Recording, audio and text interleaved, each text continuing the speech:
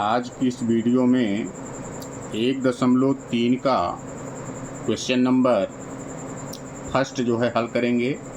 देखिए क्वेश्चन दिया है, सिद्ध कीजिए कि √5 एक अपरिमेय संख्या है। ठीक है ना। अब इसको हमको सिद्ध करना है कि √5 क्या है, एक अपरिमेय संख्या है। तो इसका हमको अपोजिट मानना पड़ेगा कि मानेंगे पहले कि √5 क्या है, एक परिमेय संख्या है। ठीक है ना।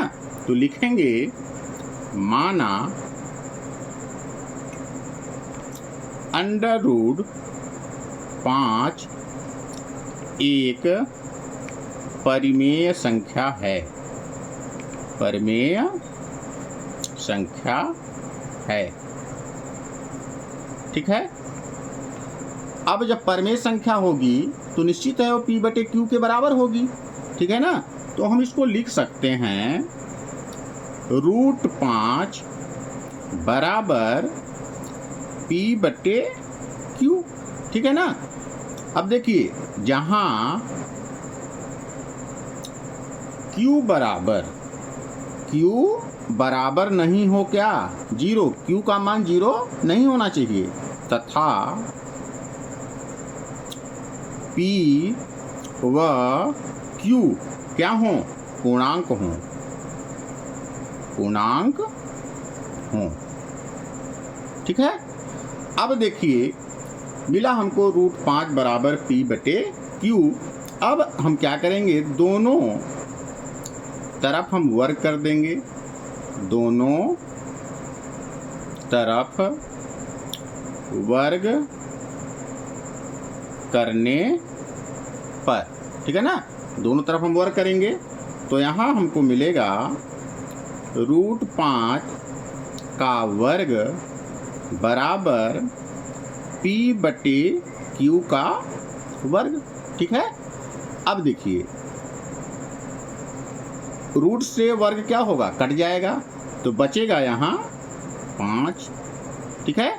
P², P का 2 बार गुणा करेंगे तो P², Q का 2 बार गुणा करेंगे तो Q²। अब यहाँ देखिए हमको मिला 5/P²। Q² का मतलब Q का 2 बार गुणा, Q गुणे Q। ठीक है ना। अब देखिए P² में Q का संबंध भाग का है। अब जब बराबर के इधर ले आएंगे तो गुणे का हो जाएगा। ठीक है ना। तो हम एक P को इधर ला रहे हैं तो यहाँ हो जाएगा 5Q बराबर P² बटे एक Q को ले गए हैं, Q बचा हुआ है, बटे में Q लिख दिए। अब देखिए कि ये जो है, जो संख्या हमको मिली 5Q, यह क्या है, पूर्णांक है। क्या है, पूर्णांक है। और ये जो संख्या है P² बटे Q, यह क्या है, एक भिन्न है। ठीक है ना। अब भिन्न पूर्णांक दोनों आपस में बराबर नहीं हो सकते, यह क्या है, असंभव है, असंभव है। ठीक है ना। तो हम यहाँ पे लिख सकते हैं कि अतः हमारी मान्यता क्या माने थे कि √5 एक क्या है, परिमेय संख्या है। जो हमारी मान्यता क्या है, गलत आ रही है, तो यहाँ हम लिखेंगे अतः हमारी मान्यता गलत है, गलत थी कि √5 एक अपरिमेय संख्या है। ठीक है ना। हमारी मान्यता क्या है, गलत थी। जो हम माने थे कि √5 क्या है, एक परिमेय संख्या है, तो √5 एक क्या होगी, अपरिमेय संख्या होगी। यही हमको जो है सिद्ध करना था। इति सिद्धम, हमारा सिद्ध हुआ। ठीक है। उम्मीद है। अब देखिए √5 यहाँ दिया है, यदि यहाँ पे √2 दे दे, √3 दे दे, 6 दे दे, रूट 7 दे दे, रूट 8 दे दे। तो इसी तरह इन प्रश्न को हम हल करेंगे। उम्मीद है कि आपको यह प्रश्न समझ में आ गया होगा। अब हम चलते हैं क्वेश्चन नंबर 2 पर। ठीक है, देखिए क्वेश्चन नंबर 2 हमारा है कि सिद्ध कीजिए कि 3 धन 2 अंडर रूट 5 एक अपरिमेय संख्या है। ठीक है ना। अब देखिए, जैसे पहले क्वेश्चन में हम माने थे कि पहले इसको हम परिमेय मानेंगे तभी हम सिद्ध कर सकते हैं। तो यहाँ लिखेंगे माना कि 3 + 2 अंडर रूट 5 एक परिमेय संख्या है। परिमेय संख्या है। ठीक है, हम मान लिए। और जब परिमेय संख्या होगी तो किसके बराबर होगी? P/Q के बराबर होगी। तब यहाँ लिखेंगे 3 + 2 अंडर रूट 5 बराबर P/Q। अब जहाँ क्या होगा, Q का मान क्या होना चाहिए? 0 नहीं होना चाहिए। Q बराबर 0 ना हो तथा P और Q क्या हो? पूर्णांक हो। ठीक है ना। अब देखिए आगे इसको हम हल करते हैं। 3 हमारा इधर धन में है, जब हम उधर ले जाएंगे तो कायम हो जाएगा माइनस में। तो लिखेंगे 2 अंडर रूट 5 बराबर P/Q। ये प्लस में है, उधर जाएगा तो माइनस में हो गया। ठीक है, अब इसके बटे कुछ नहीं है तो हम 1 मान लेंगे। तो हमारा आगे होगा 2 अंडर रूट 5 बराबर Q का 1 में गुणा करेंगे तो Q आएगा। ठीक है ना। यदि हर में अलग अलग संख्याएं हैं तो नीचे का हम गुणा कर लेते हैं, इसके बाद फिर 1 गुणा कर लेते हैं। P का 1 में तो P हो जाएगा, 3 का Q में तो 3Q हो जाएगा। ठीक है ना। अब इसका नाम हम दे देते हैं समीकरण 1। ठीक है ना। अब देख रहे हैं समीकरण 1 का ये बायां पक्ष है और ये क्या है? दायां पक्ष है। अब बायां पक्ष हम देख रहे हैं तो यह क्या है? चलिए थोड़ा सा इसको आगे और हल कर लेते हैं। अब देखिए 2 का अंडर रूट 5 में क्या संबंध है? गुणे का। अब 2 को जब इधर ले जाएंगे तो भाग में चला जाएगा। तो यहाँ पे हम लिखेंगे under root 5 P minus 3Q बटे, देखिए गुणे में था तो अब भाग में आएगा। तो यहाँ पे 2 और Q है ही, इसको हम अब नाम दे देते हैं समीकरण नंबर 1। अब समीकरण 1 में हम जानते हैं कि रूट वाली संख्याएं अपरिमेय होती हैं और ये संख्या हमारी क्या है? परिमेय है, P/Q के रूप में लिखी हुई है। तो समीकरण 1 का जो दायां पक्ष है, दायां पक्ष है ये परिमेय संख्या है और ये बायां पक्ष क्या है? अपरिमेय संख्या है। तो यहाँ पे हम लिखेंगे समीकरण 1 से 1 का बायां पक्ष एक अपरिमेय संख्या है। अपरिमेय संख्या है तथा दायां पक्ष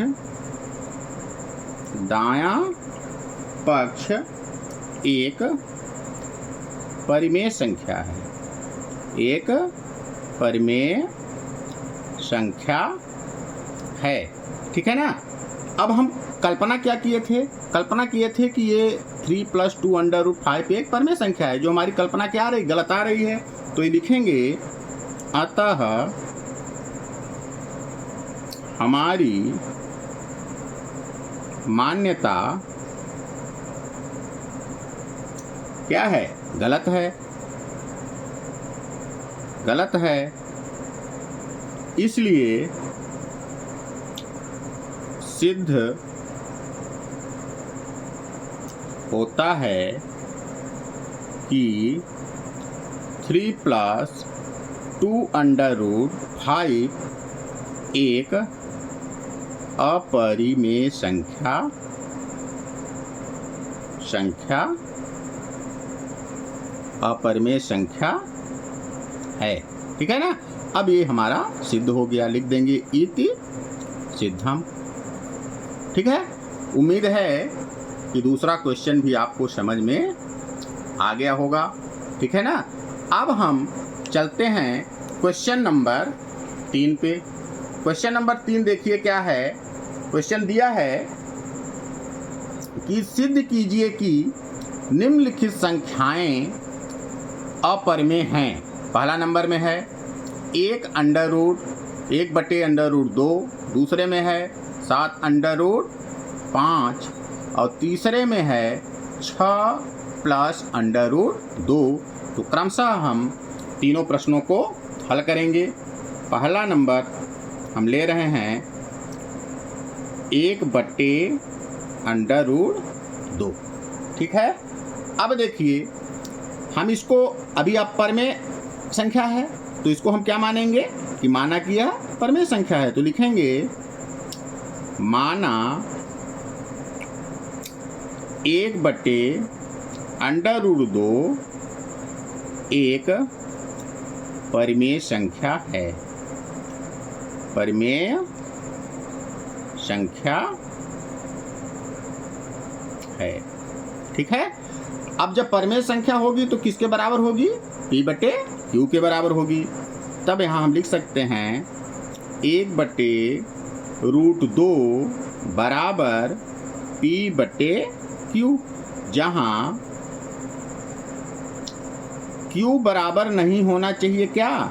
0, तथा P और Q क्या होंगे? पूर्णांक होंगे। ठीक है। अब देखिए यहाँ पे दिया हुआ है 1/√2। अब हम आपको बताए थे कि किसी भी परिमेय संख्या में नीचे वाली संख्या रूट में नहीं होनी चाहिए। तो इस रूट को हटाने के लिए इसी का हम परिमेयीकरण करेंगे, ऊपर नीचे गुणा कर देंगे। इसको हम हल कर लेते हैं। 1/√2 गुणे जो हर में होगी उसी का हम ऊपर नीचे गुणा करेंगे। √2/√2 बराबर P/Q। √2 का 1 में गुणा करेंगे तो √2 आएगा। √2 का √2 में गुणा करेंगे तो √4 आएगा। बराबर दिया है P/Q। ठीक है। अब देखिए √2 मिला हमको। अब 4 का वर्ग क्या होता है? 2 होता है, बराबर P/Q। ठीक है। अब आपको ध्यान देना है कि √2 में 2 का क्या संबंध है? भाग का है। जब हम उधर ले जाएंगे बराबर के तो ये क्या होगा? गुणे में हो जाएगा। तो हमको मिलेगा √2 बराबर 2P/Q। ये हमारा मिल गया समीकरण नंबर 1। ठीक है ना। अब हम यहाँ पे लिख सकते हैं क्या कि समीकरण 1 का बायां पक्ष ये होगा। 1 क्या है? अपरिमेय संख्या है। अपरिमेय संख्या है, लेकिन दायां पक्ष एक परिमेय संख्या है। परिमेय संख्या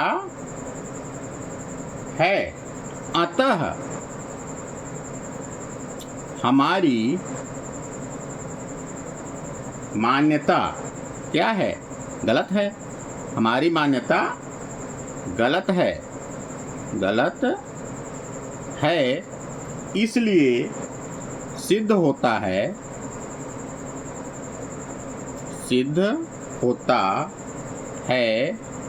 कि 1/√2 एक अपरिमेय संख्या है। ठीक है ना। इति सिद्धम। ये हमारा सिद्ध हो गया। ठीक है ना। उम्मीद है कि तीसरे का पहला क्वेश्चन आपको समझ में आ गया होगा। ठीक है ना। अब ये चीज़ देखिए, हर क्वेश्चन में लिखना है ना। तो अगला जो 2 क्वेश्चन बताएंगे तो इसको आपको स्वयं लिखना होगा। ठीक है ना। चलिए अब इसी का हम क्वेश्चन जो है ले लेते हैं दूसरा क्वेश्चन। देखिए क्या है दूसरा क्वेश्चन है हमारा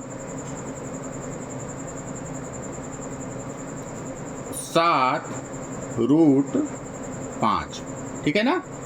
ये अपरिमेय संख्या है। अब हमको परिमेय मानना पड़ेगा, तो माना 7√5 परिमेय संख्या है। परिमेय संख्या है। ठीक है। जब परिमेय संख्या होगी तो किसके बराबर होगी? P/Q के बराबर होगी। तो 7√5 बराबर P/Q, जहाँ Q बराबर नहीं होना चाहिए क्या? 0, तथा P और Q क्या हो? पूर्णांक हो, तभी परिमेय संख्या होगी। ठीक है ना। अब देखिए 7 का संबंध √5 में गुणे का है। जब हम बराबर की साइड में ले आएंगे तो भाग में हो जाएगा। तो √5 बराबर P/Q के साथ भाग में चला जाएगा, 7Q हो जाएगा। ये समीकरण नंबर 1 हो जाएगा। और हम वही चीज़ लिख देंगे कि समीकरण 1 का बायां पक्ष एक अपरिमेय संख्या है तथा दायां पक्ष एक परिमेय संख्या है। अतः हमारी कल्पना क्या है? गलत है। अतः हमारी मान्यता क्या है? गलत है। इसलिए सिद्ध होता है कि 7√5 एक अपरिमेय संख्या होगी। जो पिछले क्वेश्चन में हम लिखे हैं वही चीज़ आप लिख देंगे। ठीक है। अब चलते हैं क्वेश्चन नंबर 3 पे। क्वेश्चन नंबर 3 देखिए दिया है 6 + √2। ठीक है ना। अब देखिए इसको हम हल करेंगे। 6 + √2, तो इसको मानना पड़ेगा। माना 6 + √2 एक परिमेय संख्या है। परिमेय संख्या है। ठीक है ना। मान लिए जब परिमेय संख्या होगी तो किसके बराबर होगी? P/Q के बराबर होगी। तो यहाँ लिखेंगे 6 + √2 बराबर P/Q, जहाँ Q बराबर ना हो 0 तथा P और Q क्या हो? पूर्णांक हो। ठीक है ना। अब देखिए 6 का संबंध रूट में योग का है ना। तो ये इसका 6 का चिन्ह क्या है? प्लस है। जब बराबर को उधर ले जाएंगे तो माइनस का हो जाएगा। तो यहाँ लिखेंगे √2 बराबर P/Q, धन में है उधर जाएगा तो ऋण में हो जाएगा। अब इसके नीचे कुछ नहीं तो 1 मान लेंगे। ठीक है ना।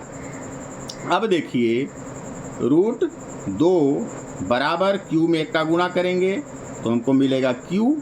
ठीक है ना। Q में 1 का गुणा करेंगे तो Q मिलेगा। अब देखिए तिरे गुणा कर देंगे P का 1 में तो P हो जाएगा, 6 का Q में तो 6Q हो जाएगा।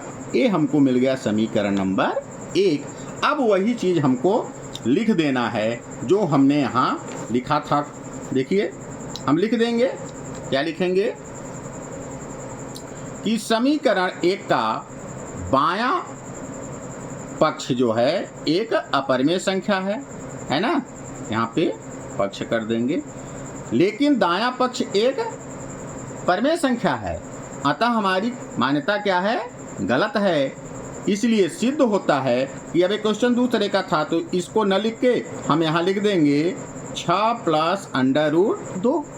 तो यहाँ लिख देंगे। इसलिए सिद्ध होता है कि 6 + √2 एक अपरिमेय संख्या है, इति सिद्धम। ठीक है ना। उम्मीद है कि ये प्रश्न आपको समझ में आ गए होंगे, ठीक है ना। और इन प्रश्नों को आप एक बार वीडियो को देखने के बाद लगाएंगे, है ना, और निश्चित है कि ये प्रश्न आपको बन जाएंगे। बहुत ही सरल विधि से इन प्रश्नों को बताया गया है, ठीक है। और यदि आपको वीडियो अच्छा लगा तो वीडियो को लाइक करें, सब्सक्राइब करें और अपने दोस्तों को शेयर करें। धन्यवाद।